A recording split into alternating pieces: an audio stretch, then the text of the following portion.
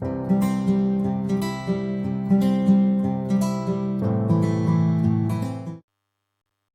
student, this is the second lecture of data structure.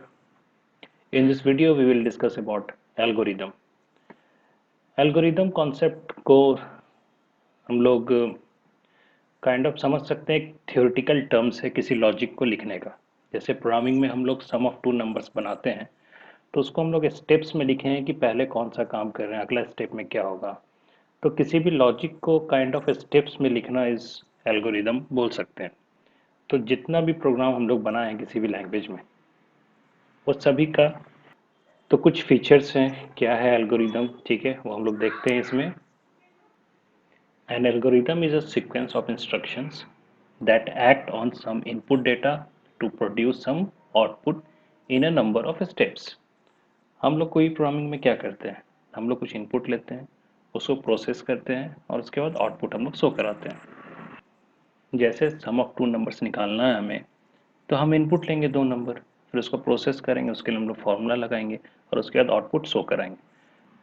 और इस instructions को हम लोग नंबर ऑफ स्टेप्स में लिखेंगे। N algorithm must have the following properties.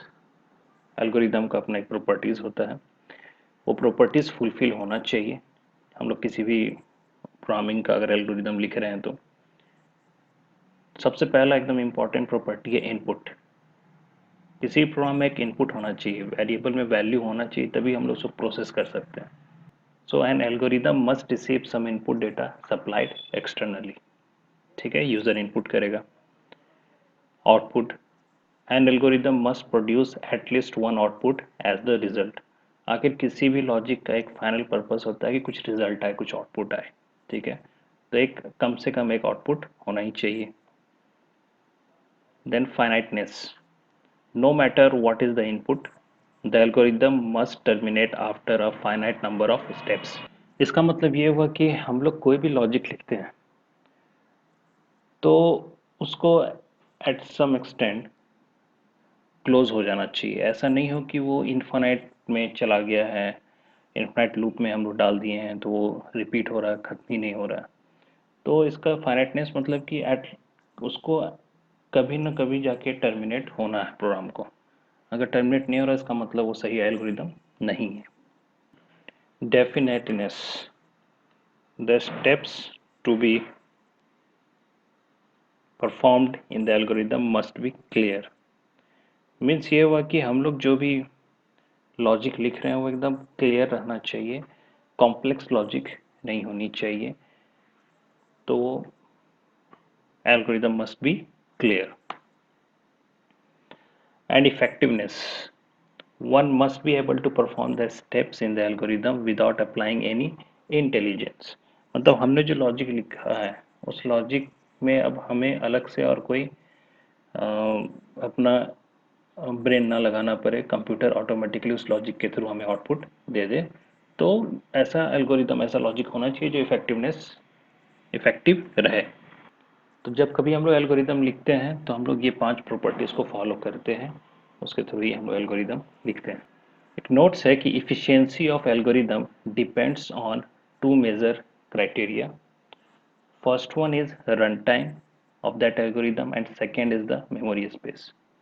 कोई भी एल्गोरिदम, किसी भी प्रोग्रामिंग का एल्गोरिदम लिख रहे हैं, मतलब कोई भी लॉजिक लिख रहे हैं, प्रोग्राम लिख रहे हैं, तो उसमें दो मेजर फैक्टर्स होते हैं अगर एफिशिएंसी मेंटेन करना है तो उस लॉजिक में।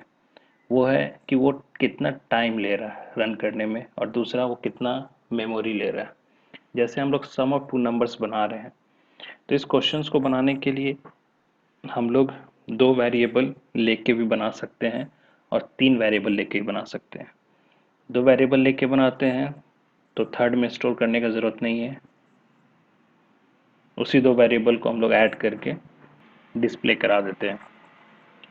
तो वो अगर दो वेरिएबल है और मान लीजिए वो इंट है, तो हमें पता है इंट का मेमोरी साइज बाइट में 2 बाइट्स होता है। तो अगर दो वेरिएबल है तो इसका मतलब 4 बाइट्स हो गया।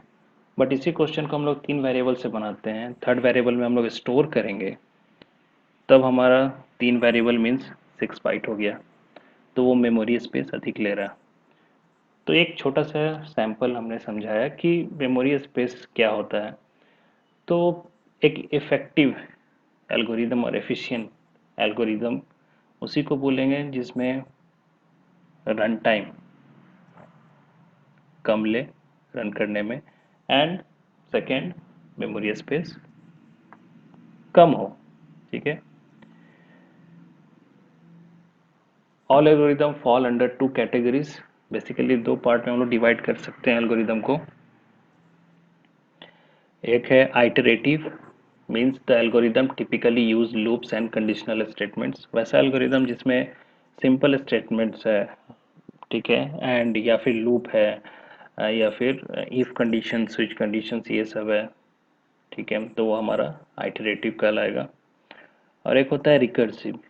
रिकर्सिव में क्या होता है, the algorithm breaks down large problem into small pieces and then applies the algorithm to each of these small pieces.